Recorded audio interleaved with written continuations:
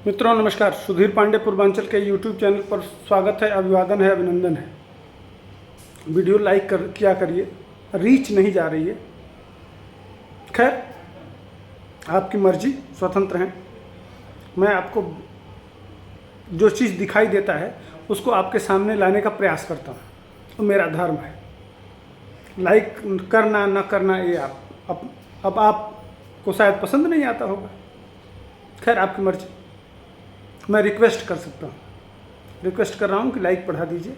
मैं बात करूँगा ये प्रशांत किशोर पीके, जो कभी मोदी जी के साथ, नीतीश कुमार के साथ, ममता बनर्जी के साथ, बड़े बड़े नेताओं के साथ काम किए, राजनीतिक प्लानर थे। लेकिन वो गांव-गांव घूम के जो नीतीश कुमार और लालू यादव जो बिहार की सत्ता में कायम थे, वह गांव-गांव घूम के जिन मुद्दों को उठा रहे हैं वह सुनने लायक है। शायद बहुत सारे लोग नहीं सुनते होंगे, हालांकि कभी कभी भाजपा को भी लपेट देते हैं, लेकिन उनकी राजनीतिक मजबूरी है। राजनीति करना है तो सभी पार्टियों को कहना पड़ेगा। लेकिन जिन मुद्दों को उठा रहे हैं उसमें कहीं ना कहीं भाजपा फिट बैठती है मेरे नज़र से। वो अलग राज्यों में, दूसरे राज्यों में देख लीजिए, उन मुद्दों को बहुत अच्छा हद तक काम करने में सफल है। और रही बात हिंदू मुसलमान की, तो हिंदू मुसलमान करती नहीं है, लेकिन अगर कोई अपराध करेगा तो उसको, इस पे एक दिन बताऊंगा मैं आपको पूरा डिटेल कि आखिर ऐसा हिंदू मुसलमान करने के पीछे का कारण क्या है, भाजपा को बदनाम क्यों किया जाता है, वो अलग मुद्दा है, इसलिए उस पर न जाके आइए प्रशांत किशोर का वीडियो देखिए। बिहार एकमात्र ऐसा धरती पर राज्य है जहां 25-30 बच्चों की दुखद मृत्यु हो जाए और राज्य का मुखिया इतना अहंकारी है कि वो यहां आया तक नहीं। दुनिया में, भारत की बात नहीं कर रहा हूं मैं, दुनिया में अगर 32 बच्चों की कहीं अमेरिका में कहीं मृत्यु हो जाए, वहां के राष्ट्रपति को अपना काम छोड़कर जाना पड़ेगा। और यहां बिहार का मुखिया ऐसा है, इतना इस आदमी को अहंकार हो गया है। ये अहंकार क्यों है? क्योंकि आदमी जानता है कि वोट आप किसी को दीजिए, हम ही मुख्यमंत्री बन जाएंगे। फेविकॉल लगाकर कुर्सी पर बैठ गया है। चाहे भाजपा को वोट दीजिए, लालटेन को दीजिए, नीतीश को दीजिए, कांग्रेस को दीजिए, मुख्यमंत्री यही आदमी बन जाता है। उस आदमी को इस बात का अहंकार हो गया कि हम यहां से हट ही नहीं सकते। हमने बयान पढ़ा कर जिला अधिकारी को निर्देश दिया है, इसीलिए तो लोग कह रहे हैं कि अधिकारियों का राज हो गया है। चुनकर आप गए हैं, जनता ने आपको मुख्यमंत्री बनाया है। 30 बच्चों की मृत्यु हो गई, परिवार उजड़ गए, और आप कहते हैं जिला अधिकारी को निर्देश दिया है। शर्म नहीं आती है? छपरा में 70 से ज्यादा लोगों की जहरीली शराब से मृत्यु हो गई। ये आदमी पॉकेट में हाथ डाल के हंस रहा है, कह रहा है जो पिएगा वो मरेगा। और इस आदमी को बिहार के लोग अगर वोट देते हैं तो दोष नीतीश कुमार का नहीं है, बिहार की जनता का है। आपके बच्चों का जो निवाला छीन लिया, आपके बच्चों को जिसने पढ़ाई की व्यवस्था ध्वस्त करके अनपढ़ बना दिया, आपके बच्चों को मजदूर बना दिया, उस आदमी को जाकर आप वोट देते हैं, तो आपसे बड़ा गुनाहगार कौन है? आप सबसे बड़े गुनाहगार हैं। नेता तो अपना कुर्सी के लिए वोट मांग रहा है, आपको क्या मजबूरी है भाई?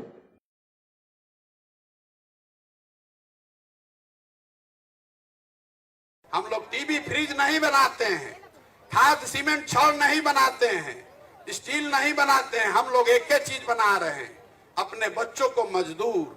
बच्चा पैदा किए, पेट काट काट के खिला पिला कर बड़ा किए, 25 साल 20 साल का हो गया, पीठ पर झोला बांध कर उसको मजदूर बनाकर भेज दिए। तो ये स्थिति बदलना चाहिए कि नहीं बदलना चाहिए? तो संकल्प लीजिए कि आधा पेट खाइएगा लेकिन अपने बच्चों को पढ़ाइएगा।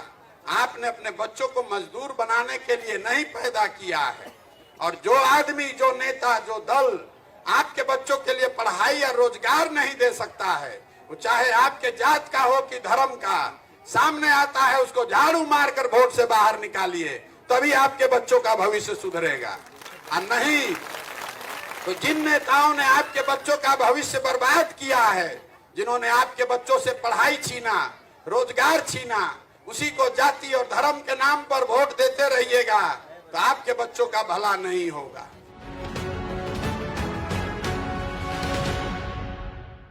पूरे देश में पूंजी के स्तर को नापने के लिए एक आंकड़ा है जिसको कहते हैं क्रेडिट डिपॉजिट रेशियो।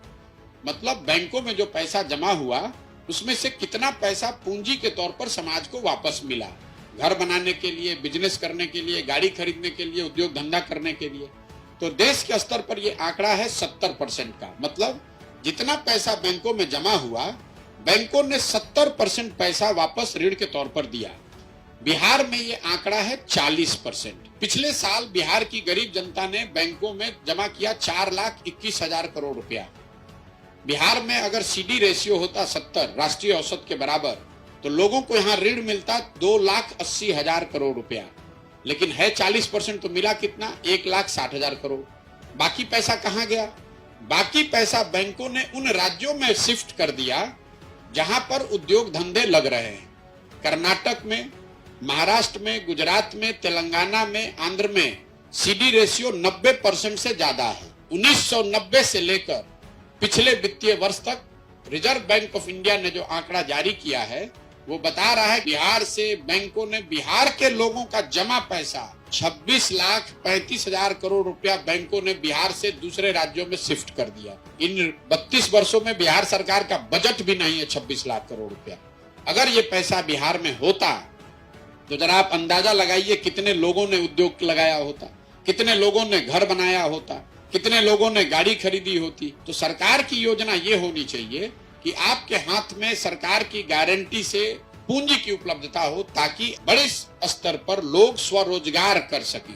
कोई गाड़ी खरीदेगा, कोई मछली का व्यापार करेगा, कोई अंडा का व्यापार करेगा, कोई डेयरी फार्म खोलेगा, कोई यूट्यूब चैनल खोलेगा। उस रेशियो को अगर सुधार दिया जाए तो बिहार में हर साल 2 लाख करोड़ रुपया बिहार के लोगों का पैसा आने लगे। किसी बाहर के पैसे की बात बाद में की जाएगी। 2 लाख करोड़ रुपया जो हम और आप बचा रहे हैं, ये पैसा बिहार में लगने लगे तो उससे बहुत बड़ी इकोनॉमिक एक्टिविटी शुरू हो सकती है, उससे बेरोजगारी की संभावना खत्म हो सकती है।